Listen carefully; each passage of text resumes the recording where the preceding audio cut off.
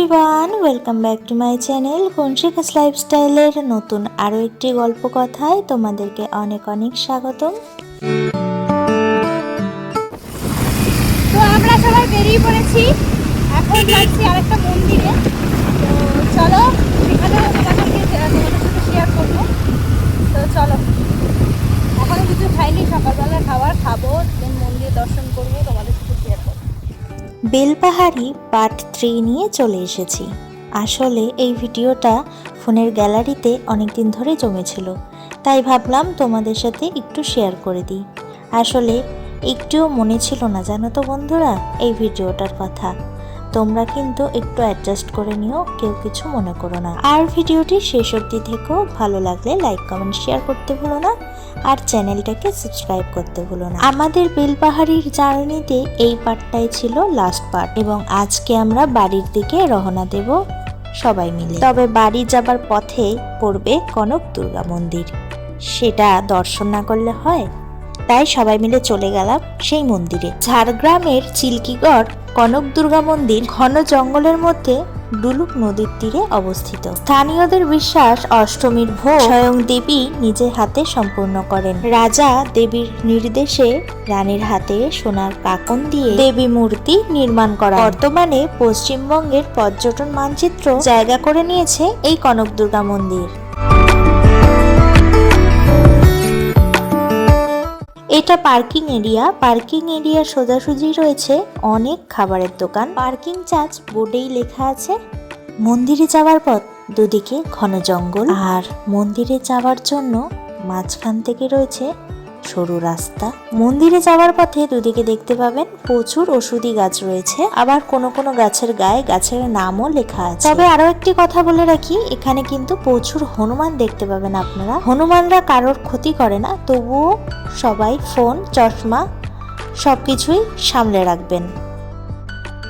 এটি হলো ঝাড়গ্রামের ঐতিহ্যপূর্ণ 500 বছরেরও বেশি প্রাচীন কনক দুর্গা মন্দির। মন্দিরের সামনে অনেক দোকান রয়েছে, এখান থেকে আপনারা পুজোর সামগ্রী পেয়ে যাবেন। চিল্কিগড়ের গোপীনাথ রাজা সামন্তরায় সিংহ 1749 সালে দেবীর স্বপ্নাদেশ পেয়ে এই কনক দুর্গা মায়ের মন্দিরটি প্রতিষ্ঠা করেছিলেন। ওই একই দিনে আরো দুজন ব্যক্তি দেবীর স্বপ্নাদেশ পেয়েছিলেন, তারা হলেন পুরোহিত রামকৃষ্ণ সরঙ্গী ও শেকরা যোগীন্দ্রনাথ তামিল্লা। মন্দিরের ভিতর ফটোগ্রাফি ও ভিডিওগ্রাফি নিষিদ্ধ। কনক কথার অর্থ সোনা। রাজা দেবীর স্বপ্নাদেশ পেয়ে দেবীর নির্দেশ মতো রানীর হাতের সোনার কাকন দিয়ে রাজা এই মন্দিরে দেবী মূর্তিটি প্রতিষ্ঠা করেন। সেই থেকেই এই মন্দিরের নামকরণ হয়েছে কনক দুর্গা মন্দির। এখানে আগে 2 ফুট উচ্চতার দেবীর সোনার মূর্তি ছিলেন। 1960 সালে মন্দির থেকে সেই দেবী মূর্তিটি চুরি হয়ে যায়। এখন সবাই কোথায় যাচ্ছি?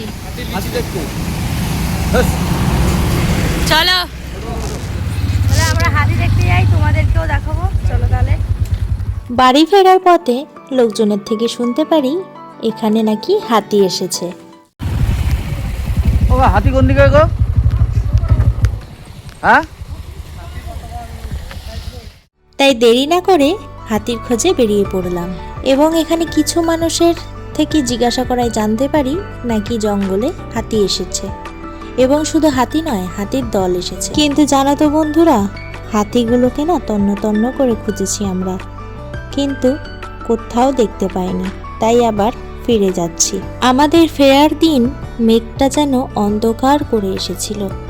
জানি না বাবা কখন আবার বৃষ্টি নামে। তবে বৃষ্টি হলে হোক, কিন্তু পেটের মধ্যে ছুঁচো দৌড়াচ্ছে, তার আগে কিছু খেয়েনি। তাই রাস্তায় যেতে যেতে চোখে পড়লো সোনালিকা ধাবা।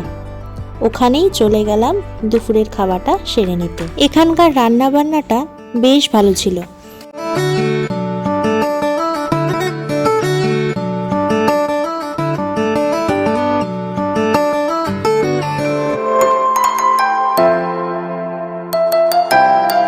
আমাদের বেলপাহাড়ি জার্নিটা এবারের মতো সমাপ্ত করলাম।